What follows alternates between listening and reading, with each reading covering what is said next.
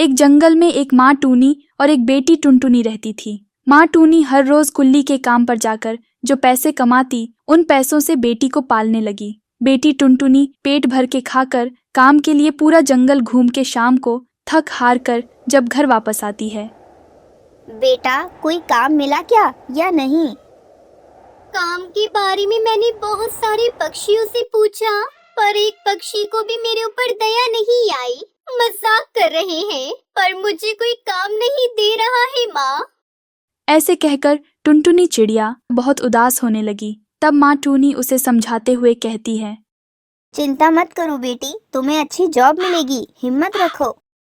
ऐसे समझाकर खाना खिलाने लगी। इस तरह दिन बीतने लगे। उसी जंगल में एक कबूतर और एक चिड़िया दोनों मिलके बड़ा फ्रूट शॉप खोल के फ्रूट्स बेचने लगे और खूब पैसा कमाने लगे। गर्मियों में उनका व्यापार बहुत कम होने लगा। कोई भी उनके पास फल खरीदने नहीं आते। इसका कारण उनको समझ में नहीं आ रहा था। यार चिड़िया, आजकल हमारा फ्रूट्स का व्यापार क्यों कम होने लगा? ऐसा पहले तो कभी हुआ नहीं। इस बारे में यार मुझे भी नहीं मालूम, इसलिए मैंने तुमसे बोला, क्या तुमने सोचा नहीं? यार इतना सोचने पर भी मेरे दिमाग में बार बार बहुत सारे प्रश्न घूम रहे हैं। मेरी सोच आगे नहीं बढ़ रही। यार ज्यादा सोचने से सर दर्द होने लगा है, क्या करूं? ऐसे कबूतर और चिड़िया फ्रूट शॉप में बातें कर रहे थे। उसी समय चिड़िया और कबूतर को सारस दिखाई देता है। तब जल्दी से कबूतर और चिड़िया बाहर आकर सारस को पकड़ के शॉप के अंदर ले जाते हैं। क्या रे, मैं खुशी से गाना गा के जा रहा था, तुम दोनों मिलके क्यों मुझे यहाँ ले आए?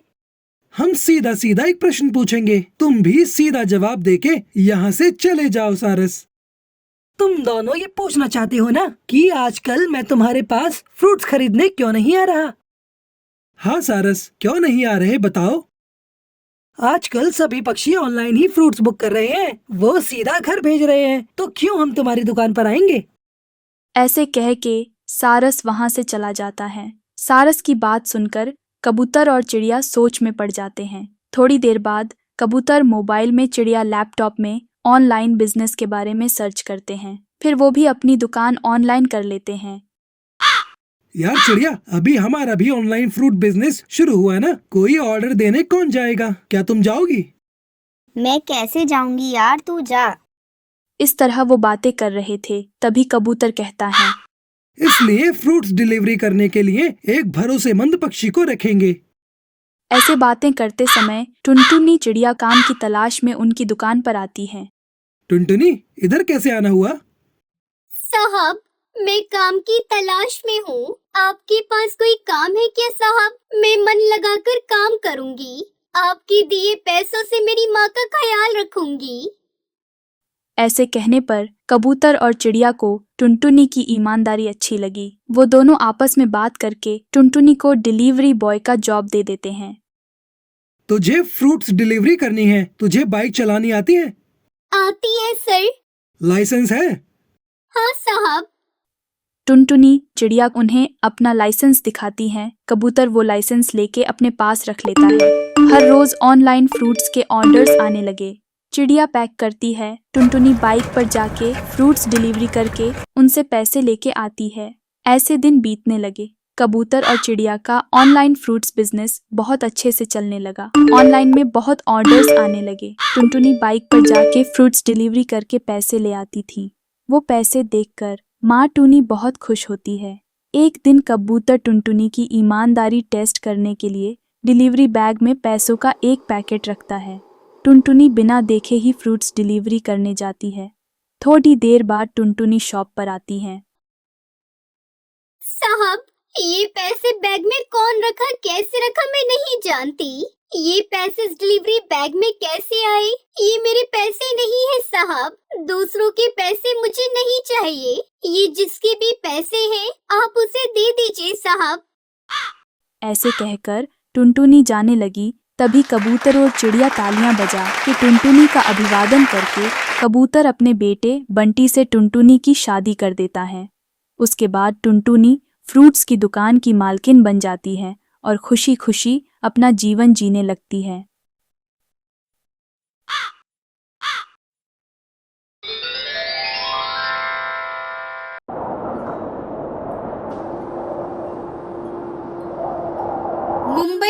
घना जंगल था। जंगल में कालू नाम का चोर रहता था। कालू बड़ा बेवकूफ था। काफी हथियार लेकर रात को चोरी करने निकलता, लेकिन सुबह खाली हाथ वापस लौटता, क्योंकि कालू का वो बेवकूफ था। पूर्णिमा की रात थी। रात के 12 बजे थे। कालू का वो हाथ में हथियार लेकर चोरी करने निकला। एक बड़े घर के सामने आया और घर के पीछे पिछली दीवार तोड़ने लगा। आवाज होने की वजह से घोंसले में सोई टुनटुनी चिड़िया जाग गई और समझ गई कि कालू चोर आया होगा। लगता है कालू बेवकूफ चोरी करने आया है। इससे पहले कि घर की दीवार तोड़ दे, मुझे उसे रोकना होगा। टुनटुनी घर के पिछवाड़े आई और उसने देखा कालू को वो दीवार तोड़ रहा था। क्या रे कालू, क्या कर रहा है? चोरी करनी है, दीवार तोड़कर घर में घुसना है। अरे बेवकूफ, पूर्णिमा की रात कोई चोरी करने निकलता है क्या? तब तक आप लोग कमेंट पे बताएं 40 डिवाइडेड बाय 10 कितने होते हैं।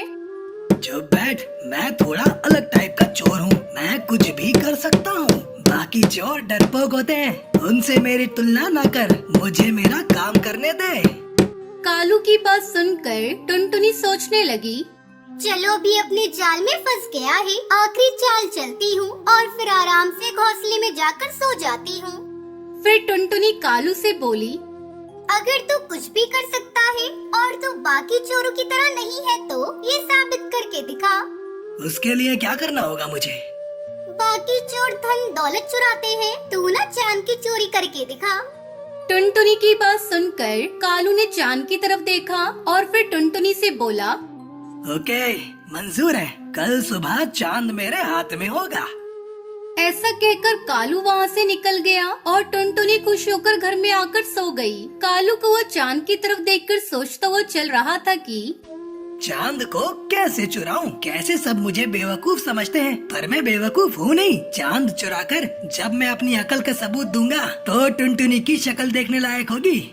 तभी कालू को वो जंगल में आया और रास्ते में खड़े ट्रक को चुराकर ट्रक को एक मैदान में लाकर खड़ा कर दिया। फिर एक चमगादड़ और एक लंबी रस्सी निकाली। रस्सी का एक सिरा उसने चमगादड़ के गले में अटका दिया और दूसरा सिरा ट्रक के पीछे बांध दिया और चमगादड़ को चांद की तरफ फेंक दिया। देखते ही देखते चमगादड़ आसमान चीर कर ऊपर उड़ा तो उसके साथ साथ रस्सी भी उड़ने लगी। चमगादड़ उड़ता रहा और उड़ते उड़ते चांद पर जाकर उल्टा लटक गया। फिर क्या था, कालू खुश होकर ट्रक में बैठ गया और ट्रक चलाने लगा। ट्रक की ताकत से रस्सी बंधे चमगादड़ को खींचने लगा तो चमगादड़ के साथ साथ चांद भी हिलने लगा और देखते देखते चांद जमीन पर आकर गिर गया।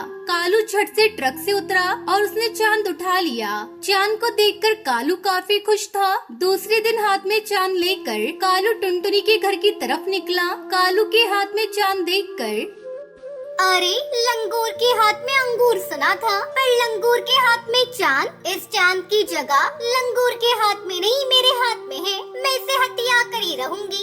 अरे वाह वाह कालू, तुम्हारी अकल और सोच पूछ के दाद देती हूँ। अब चोरी चकारी छोड़ो और एक म्यूजियम खोल लो। पक्षी चांद देखने आएंगे तो मोटी कमाई होगी। फिर क्या था, कालू ने म्यूजियम खोला और कांच की पेटी में चांद रख दिया। दूर दूर से पक्षी चांद देखने आने लगे और कालू की तगड़ी कमाई होने लगी। लेकिन ये ज्यादा दिन नहीं चला। चांद दिन प्रतिदिन छोटा होता चला गया और अमावस की रात में चांद गायब हो गया। ये देखकर कालू रोने लगा। हे भगवान, इतनी मेहनत से चांद चुराया, ये चांद तो गायब हो गया। मैं बर्बाद हो गया। कालू जोर जोर से रोने लगा। तभी टुनटुनी चिड़िया वहाँ आई और बोली, बहुत बुरा हुआ कालू, तुम तो बर्बाद हो गए। अब क्या करोगे? तुम ही बोलो, क्या करूं? ये म्यूजियम मुझे बेच दो। हाँ खरीद लो। चांद चला गया, अब मैं इसका क्या करूँगा? खरीद लो। फिर टुनटुनी चिड़िया ने चंद पैसे देकर म्यूजियम खरीद लिया और कालू का वो चला गया। कुछ दिन बीत गए। अमावस का प्रभाव खत्म हुआ और पूर्णिमा आने लगी। धीरे धीरे चांद बढ़ने लगा और पक्षी फिर से चांद देखने आने लगे। इस प्रकार टुनटुनी मोटी कमाई करने लगी और बेवकूफ कालू फिर से घरों के पिछवाड़े जाकर दीवार तोड़ने लगा।